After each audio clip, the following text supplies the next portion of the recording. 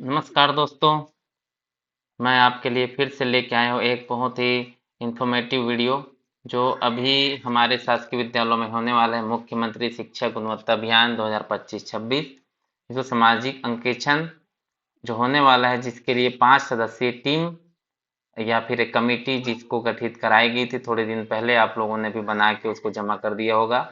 जिसमें से जो हमारे हेडमास्टर हैं वो हमारे मुखिया उसमें के एक सदस्य हैं। उसके बाद एक पंच या कोई भी वार्ड का पार्षद हो सकता है, वो एक सदस्य है। एक शिक्षाविद अगर कोई है हमारे आसपास, उसको भी हम उस कमेटी में रखे हैं। कोई रिटायर अगर कोई टीचर है, शिक्षक है जो उसमें शामिल हो सकता है, उसको हमने रखा हुआ है। तो इस तरह से हमने 5 सदस्यों की एक कमेटी बनाई है। वो कमेटी जो है वो आएगी स्कूलों में निरीक्षण करने। वो स्कूल आपके खुद के संकुल में आसपास के स्कूल हो सकते हैं। तो फिर जो अंकेक्षण होने वाला है उसके लिए एक प्राइमरी मिडिल और हाई स्कूल के लिए एक पीडीएफ आपको भेजा गया होगा, जिसमें प्रश्नावली है। उस प्रश्न के आधार पर अंकेक्षण किया जाएगा। तो उसी से रिलेटेड मैं आपके समक्ष एक वीडियो लेके आया हूँ कि कैसे हम अंकेक्षण करना है।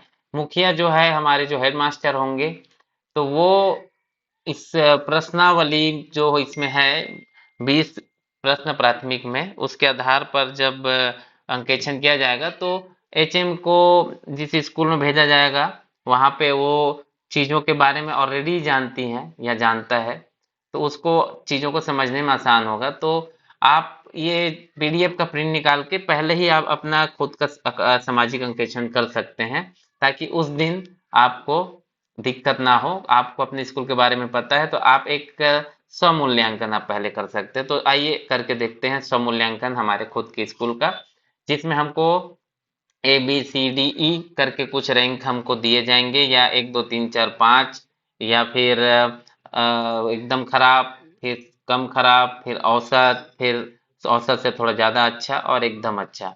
तो मान के चलिए कि एकदम अच्छा तो आप कितना भी कोशिश करें आप ला नहीं सकते, क्योंकि उतना क्या बोलते हैं, जो इसमें कैटेगरी डिवाइड की गई है, तो बहुत कम स्कूल ऐसे होंगे जिसमें सबसे अच्छा या पूरे के पूरे मार्क्स उसमें मिल पाएंगे। थोड़ी बहुत कमियां सब में होती है, और एकदम बुरा भी कोई स्कूल नहीं हो सकता, क्योंकि सारे के सारे लोग मेहनत कर रहे हैं। तो ये 20 सवाल आपको यहाँ पे जो है दिख जाएंगे। ये मूल्यांकन करने वाला एक और पीडीएफ है, जिसके अंदर में आपको कैसे मूल्यांकन करना है वो सारी चीजों को बताया गया है। तो मैं आपको शॉर्टकट में बताता हूँ रुब्रिक्स के माध्यम से। फिर आप सारे सवालों के जितने अंक आएंगे वो यहाँ पे नोट कर लेंगे। पहले अंक को यहाँ पे हम देख लेते हैं। तो ये हमारा पहला नंबर का पेज है। इसमें आपको स्कूल का नाम लिखना है। यहाँ पे आप कोई भी स्कूल का नाम लिख सकते हैं। प्राइमरी स्कूल, यहाँ पे आपको पीएस आपके स्कूल का जो भी नाम है ना, वो आप यहाँ पे लिख सकते हैं ऐसे। फिर आप संकुल का नाम आप यहाँ पे लिख सकते हैं, जो भी आपका संकुल है। फिर विकास खंड जिसमें आप आता है वो यहाँ पे आप लिख सकते हैं। फिर आपका जो जिला में आपका स्कूल है वो यहाँ पे आप लिख सकते हैं। फिर यूडाइस कोड आप यहाँ पे लिख सकते हैं, जो भी आपका इस यूडाइस कोड है, इस तरह से। उसके बाद कितने कुल दर्ज संख्या आपकी स्कूल में है वो आप यहाँ पे लिख सकते हैं। 50 है तो 50 लिखे। सामाजिक अंकेक्षण के दिन कितने उपस्थिति आई उसका यहाँ पे आप लिख सकते हैं। 40 आए होंगे मान लेते हैं। अंकेक्षण की तिथि जिस तारीख को होगी उस तारीख को आप यहाँ पे अंकेक्षण का तारीख आप लिख सकते हैं। इस तरह से ये डिटेल आप भर के सामाजिक अंकेक्षण के टीम के प्रमुख का नाम यहाँ पे लिख सकते हैं। हेडमास्टर है, अंकेक्षण में प्रविष्टि करता है, जो अंकेक्षण में जो इन चीजों को जो भरेगा उसका नाम लिखना है, उनका मोबाइल नंबर, और यहाँ पे उनका हस्ताक्षर लेना है। ठीक है, तो इस तरह से यहाँ पे मोबाइल नंबर ये सारी चीजें आएंगी। फिर आगे बढ़ के देखते हैं हम सेकंड पेज में। सेकंड पेज में है हमारा पहला नंबर का सवाल। क्या विद्यार्थी अपने आसपास की वस्तुओं के बारे में अभिव्यक्ति दे पाते हैं? तो आपको यहाँ पे जो भी आपके बच्चों के हिसाब से अपने आप को रैंक देना है। उसके बाद आप ध्यान से देखेंगे, जैसे मान लेते हैं पहले नंबर में हमको लगता है कि हम औसत हमको बच्चों को देना चाहिए, तो हम यहाँ पे इस नंबर पे यहाँ पे हम गोला लगा के इसको भर देंगे। ये पहला सवाल कंप्लीट। दूसरा नंबर का जो सवाल है, क्या विद्यार्थी कक्षा अनुरूप पाठ्य सामग्री को पढ़ सकते हैं, समझ सकते हैं, है ना? तो प्राइमरी स्कूल के जो बच्चे हैं पहली दूसरी के थोड़ा अटक अटक के पढ़ते हैं। धारा प्रवाह थोड़ा सा बहुत इधर कुछ गांव के स्कूलों में होते हैं जहाँ पे भाषा का दिक्कत होता है। उनके नेटिव जो लैंग्वेज है, जैसे हल्बी भतरी हो गया, गोंडी हो गया, तो यहाँ आप जो बुक्स आते हैं हिंदी में उनको वो अच्छे से नहीं पढ़ पाते, तो आप ये वाले पे आप इसमें टिक कर सकते हैं।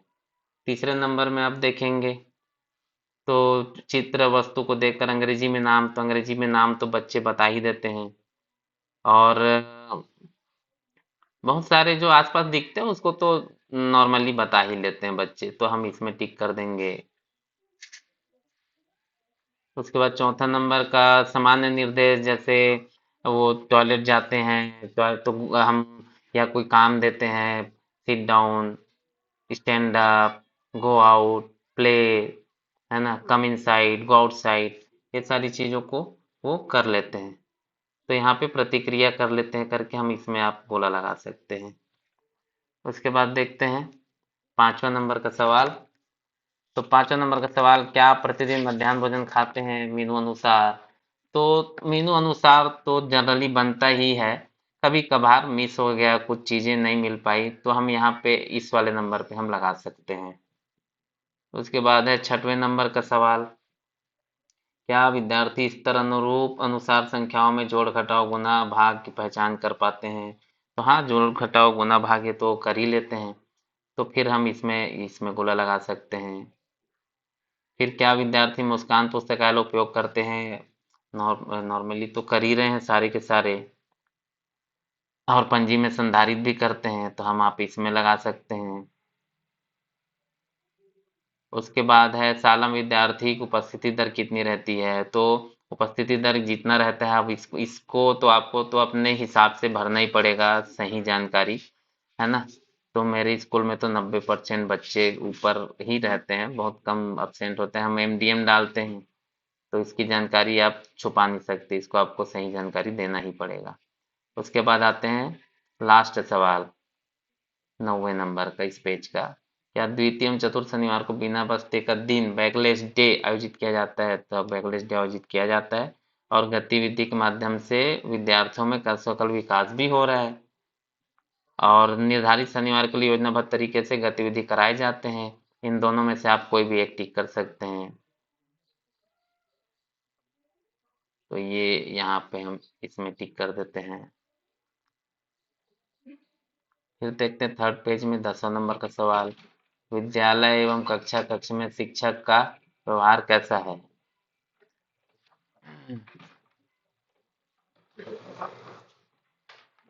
तो यहाँ पे आप देखेंगे व्यवहार के हिसाब से तो आपको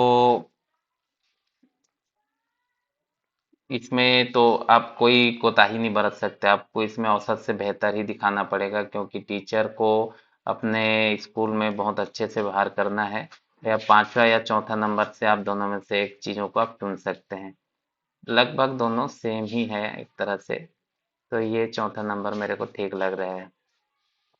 11वां नंबर आप देखेंगे, क्या विद्यालय में लैंगिक संवेदनशीलता और समावेशन को बढ़ावा दिया जा रहा है? तो ये बिल्कुल नहीं दिया जाना चाहिए।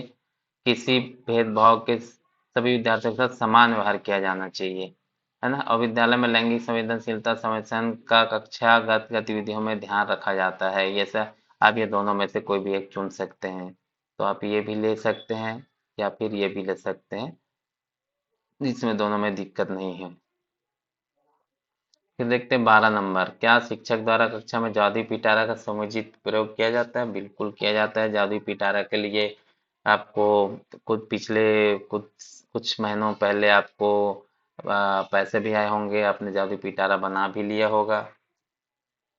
तो विद्यालय के द्वारा कक्षा में नियमित रूप से गतिविधि में जादुई पिटारा का प्रयोग किया जाता है, ये भी ले सकते हैं। या फिर शिक्षक द्वारा कक्षा में नियमित जादुई पिटारा का उपयोग किया जाता है, ये भी ले सकते हैं। तो दोनों में से आप, क्योंकि कई बार क्या होता है, विद्यार्थियों को अगर आप उसका एक्सेस दे देंगे कंटिन्यू, तो फिर कई बार ऐसा नॉर्मली छोटे बच्चे करते हैं कि लड़ाई झगड़ा भी हो जाता है और सही तरीके से रख रखाव वो लोग नहीं कर पाते। तो इसका आप शिक्षक उसका ध्यान आप देते रहें, तो ये आपका शिक्षक द्वारा अगर किया जाएगा तो थोड़ा सा ज़्यादा सही रहेगा और सामान जो है वो ज़्यादा दिन चलेगा। बाकी अगर आपके स्कूल में बच्चे अच्छे हैं तो आप उनको भी एक्सेस दे सकते हैं कि कुछ भी चीज़ों को निकाले और उसका यूज़ करे और उसके बाद उसको रख ले। तो दोनों में से कोई भी एक आप कर सकते हैं। 13 नंबर है पीयर लर्निंग ग्रुप। आप ग्रुप बना के उनको पढ़ने बोल रहे हैं, पढ़ा रहे हैं। तो इसमें से आप सभी ये नियमित रूप से पीयर लर्निंग एवं ग्रुप लर्निंग कराए। अगर आपके स्कूल में टाइम काफ़ी मिल जाता है ये सब कराने का, तब ये चूज कर सकते हैं। या तो विद्यार्थी अधिकांशतः पीयर ग्रुप में काम कर लेते हैं और सीखने का प्रयास भी करते हैं, इसमें भी आप लगा सकते हैं। तो ये गोला आप इसमें ऐसे लगा सकते हैं। फिर देखते हैं क्या विद्यालय में इको क्लब संचालित है। हाँ भाई, इको क्लब अभी कुछ समय पहले, कुछ महीनों पहले बनाया गया, माँ के नाम का पेड़ भी लगवाया गया और उनकी एंट्री भी करवाई गई। तो इको क्लब का जो है, मैंने अभी वीडियो बनाया ही था कल कि आप क्यूआर कोड कैसे बना सकते हैं। तो आप क्यूआर कोड आप बनाएं, छोटा सा चीज़ है 10 मिनट का, ये कर सकते हैं। क्यूआर कोड नहीं बना पाए हैं तो आप ये कर सकते हैं। तो मैं चाहता हूँ कि आप क्यूआर कोड बना लें ताकि आप एक नया चीज़ उसमें सीख जाएं और लोगों को भी बताएं कि ये स्कैन करके आप देखें, इसके बारे में जानकारी जानिए। शिक्षक की उपस्थिति की दर कितनी रहती है, तो दूसरी भाई सभी शिक्षक टाइम पे आते हैं, तो 90% से अधिक तो होता ही है। तो आपको ये चूज करना है। क्या शिक्षक अध्यापन प्रक्रिया में स्थानीय भाषा का प्रयोग करता है? ऑब्वियसली स्थानीय भाषा का प्रयोग करना भी चाहिए और करते भी हैं। और कई जगह पे ऐसे होते हैं जहाँ पे स्थानीय भाषा को सीखने में टाइम लगता है, तो वहाँ टूटी फूटी स्थानीय भाषा का उपयोग करते हैं। भरपूर करने के लिए आपको वहीं के टीचर को वहीं अगर पढ़ा रहे हैं स्थानीय भाषा, जिनको पूरी तरीके से आता है, तो वो पूरा भरपूर प्रयोग करते हैं। तो इसको मान के चलते हैं कि कई टीचर जो है स्थानीय भाषा का प्रयोग नहीं कर पाते, खासकर ट्राइबल एरिया में। तो ट्राइबल एरिया के लोग ये आप चूज कर सकते हैं। जो हिंदी भाषी मैदानी इलाकों के टीचर है, वो आप इधर का यूज कर सकते हैं, समझ बना पाते हैं। दोनों आपके बच्चे और आप दोनों अच्छे से उस भाषा का प्रयोग करके एक दूसरे को समझ पाते, तो आप ये कर सकते हैं। फिर है 17 नंबर का, क्या विद्यालय के सभी शिक्षकों ने अपने अनुसार प्रशिक्षण प्राप्त किए? हाँ, सभी प्रशिक्षित हैं। शिक्षण बिंदुओं के उपयोग से कक्षा में परिवर्तन भी दिखाई देता है। या फिर आप ये चीज कर सकते हैं, सभी शिक्षक प्रशिक्षित है, प्रशिक्षण के कुछ बिंदुओं का उपयोग शिक्षण में करते हैं। अब पूरा का पूरा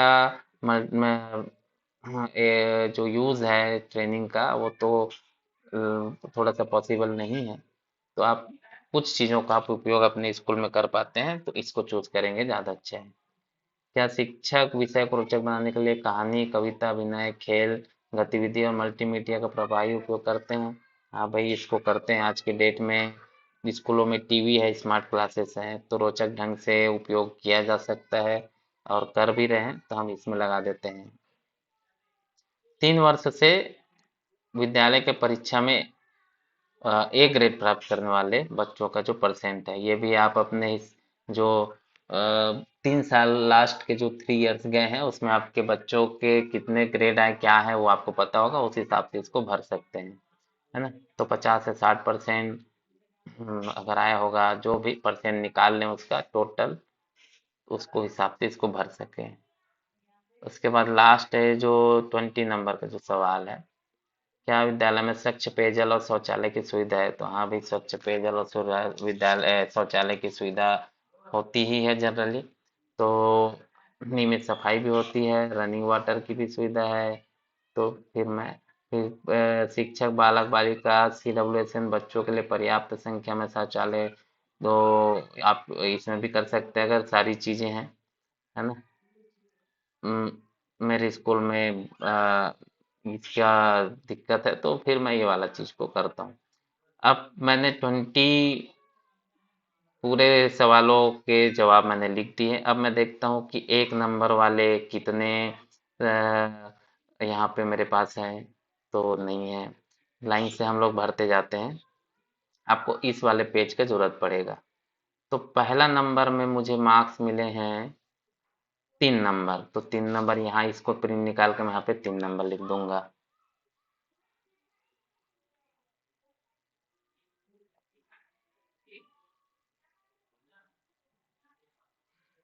अब यहाँ पे देखते हैं पहला नंबर में मुझे 3 नंबर मिले, 3 नंबर। फिर देखते हैं दूसरे नंबर में कितने मिले। दूसरे नंबर मुझे 2 नंबर मिले, यहाँ पर मैं लिख दूंगा 2 नंबर।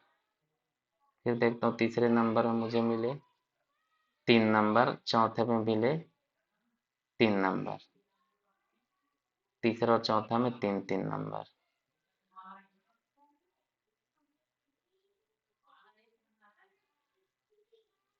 यहाँ पर भी 3 नंबर। ऐसे करके मैं बना लूंगा अपना मार्क्स का। पांचवें नंबर, पांचवा, छठवा और सातवां में मुझे मिले 4 नंबर। तो यहाँ पे मैं पांचवा में और छठवा में और सातवां में 4 नंबर। ठीक है। फिर मैं देखता हूँ 8वें नंबर में मुझे मिले 5 नंबर और 9वें में मिले हैं 3 नंबर।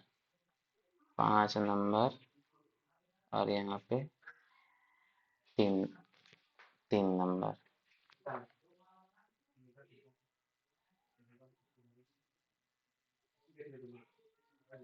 8 नंबर को कैसे कट गया। 8 नंबर में 5 नंबर मिला है,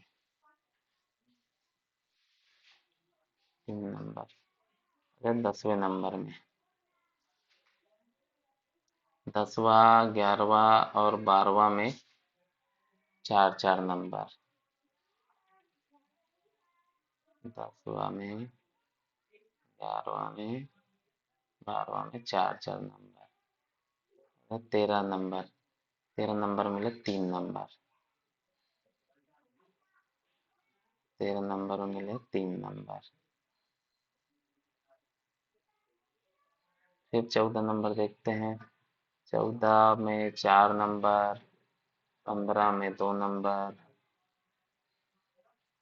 14 में 4 नंबर, 15 में 2 नंबर, 16 में, 16, 17, 18 में 4-4 नंबर।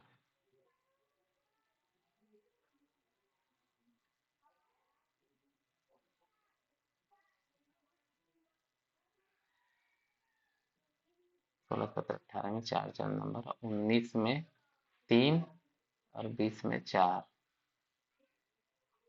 19 में 3 और 20 में 4। तो ये मेरे टोटल जितने मार्क्स मैंने अपने आप अपने स्कूल को दिए हैं, तो यहाँ पे हो गए। अब इसको मैं जोड़ लेता हूँ।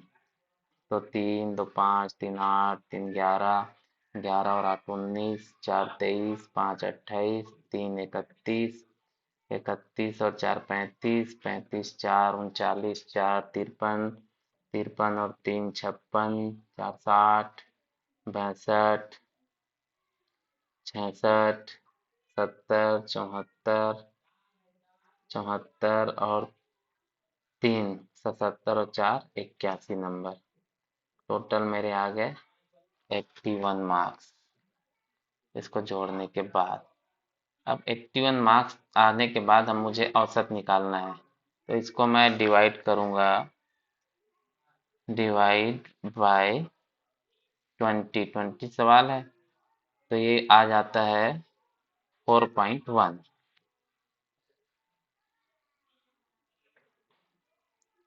4.05 एक तरह का। ये 4.05 मेरा टोटल मार्क्स आ गया। अब मैं देखता हूँ कि मुझे कौन से ग्रेड मिले। 4.5,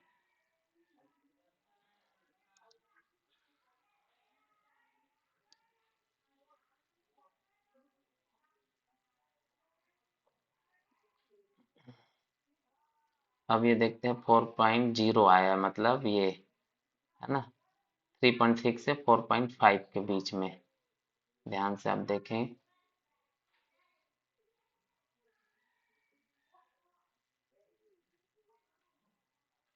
तो मुझे 4.1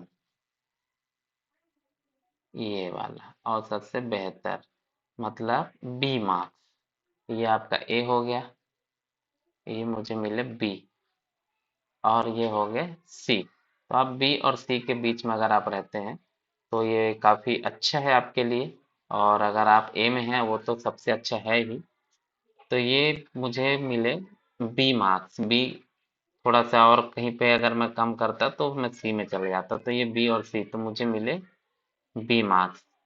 तो इस तरह से आप अपना खुद का सामाजिक अंकेक्षण करके एक बार आप देख सकते हैं इस तरह से, और अपने आप को किस कैटेगरी में आपकी स्कूल है वो आप इससे समझ सकते हैं। तो इस तरह से ये सामाजिक अंकेक्षण का जो प्रक्रिया है वो कंप्लीट होता है। और ऐसी इंफॉर्मेशन वीडियो देखने के लिए मुझे सब्सक्राइब करें, लाइक करें और वीडियो को शेयर करें। धन्यवाद।